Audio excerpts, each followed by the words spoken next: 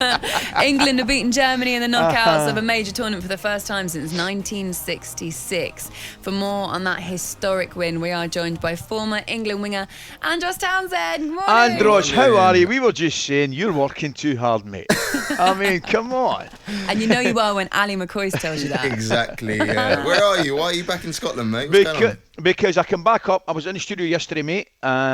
Watched the England game, and I took my boys to the Ukraine versus Sweden game at Hampden, mate. Oh, wow. And then I'm back down today, and I'm in the studio tomorrow morning. And I work too hard, yeah. Well, I'll tell you what, though, I had a brilliant day, mate. I was saying to Woodsy yesterday in the show, had a great day lined up, bite to eat, obviously in the Italian, watched the England game, really enjoyed it, and then off into Hampden, watched that, so I had a brilliant day. What did you think, mate? I said to Woodsy, I don't know how you saw it, I didn't think there was an awful lot between the teams first half. Thought maybe Germany slightly better, nothing in it, and then I thought England took their chances and deserved the victory. Yeah, for me it was fascinating watching the two teams implement the same formation differently. Germany in particular, their two midfielders, Goretzka and Kroos, they didn't leave their slots. They were literally screening the back three, back five, and any time that England had the ball, they couldn't feed the ball into the wingers. Sterling, Saka couldn't really get the ball behind the lines as they liked. So they were dropping deep behind the midfield. And even though they were doing well, they were taking on the midfield or taking on defence. They had too much to do because they were getting the ball too deep. Whereas England on the other side, Declan Rice and Calvin Phillips, any time Kroos and Goretzka got the ball, they were jumping from their slot, they were pressing, they were trying to win the ball high up the pitch. And I feared against the German side, you get that wrong once, they're going to open you up and Germany are going to score. But to be fair to England, their bravery worked. Their fullbacks were higher than Germany. The fullbacks played a role in both goals, and in the end, the bravery won it for us. I was really impressed with Luke Shaw yesterday. I thought he had a great game. Yeah, when he came in, he was brought in for his attacking threat, and it didn't really work out. I think it was the Scotland game, but this is where we saw Luke Shaw. This is what we want from Luke Shaw, and on the other side, Kieran Trippier as well with his deliveries. The two wing backs definitely played their part.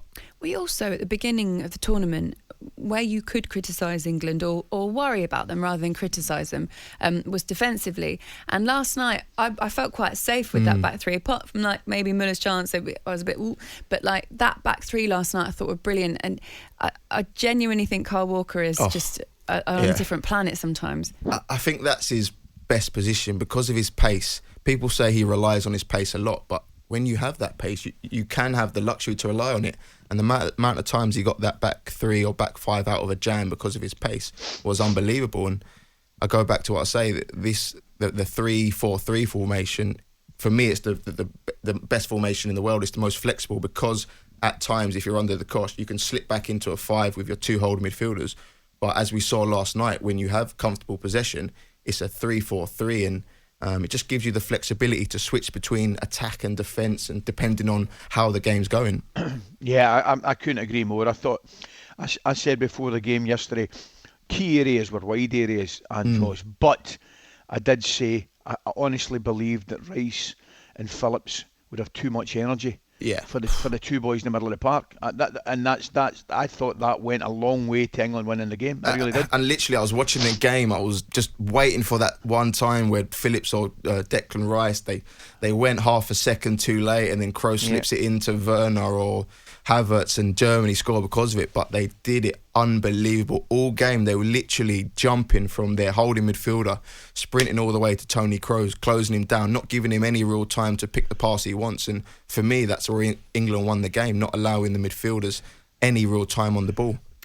Andros, we were in a talk about it, Woods and I, earlier on, and I hope it doesn't happen, right? But I did say that the importance of people coming off the bench to win the game, right? Now, Jack, massive influence, right, coming off that bench, no doubt about it.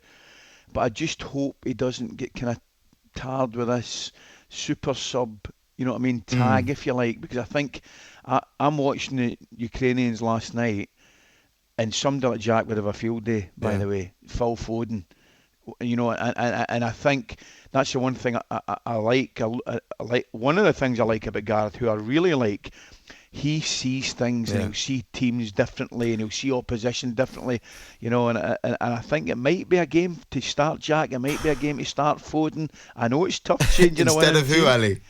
Well, that's Saka, the problem. Saka, for example. But he had a good game. Yeah, I'm not saying he didn't have a good game. You know what I mean? I'm not saying he didn't have a good game, but what I'm saying is it's horses for courses. You know? I think that I don't think Jack Grealish is seen as a super sub, but when Sterling is scoring the goals and he's played so well in the first half, Saka was one of your brightest sparks in that game. I don't see how you can switch it. I don't see how you can drop any of them unless you change formation and go back to a 4 and then play Grealish as the number 10. That's the only way I can see either Grealish or Foden getting in the team is with a change of formation. But you'd also feel like you'd probably want to reintegrate Mason Mount eventually, right? That's the other problem. But it's if you're an English fan or an English manager, it's an unbelievable problem to have Mason Mount, Foden and Grealish all on the bench. Tell me the pros and cons of using a game like Ukraine, which it's not disrespectful, I don't think, to say it will be a lesser challenge than that Germany side last night. What would the pros and cons be of saying, right, actually, I might mix this up a little bit, I might give some other people starts? You cannot do that in the quarterfinal of European Championships. It's impossible. Even though those players that you might mix it up with are arguably equally as good as your starting lineup was. You just can't. You can't do it. We've seen all the top nations that have gone out, Holland, France. You saw what Hungary did in their group, the group of death.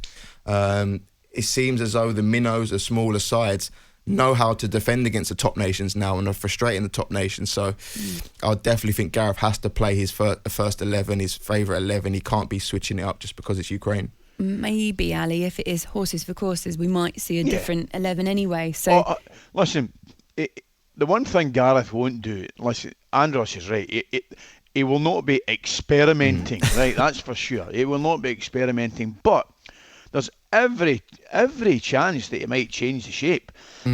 Absolutely, he might change the shape. I mean, they play with Yarmolenko and Yarmolenko, right? Who will never run away for you over the top, right?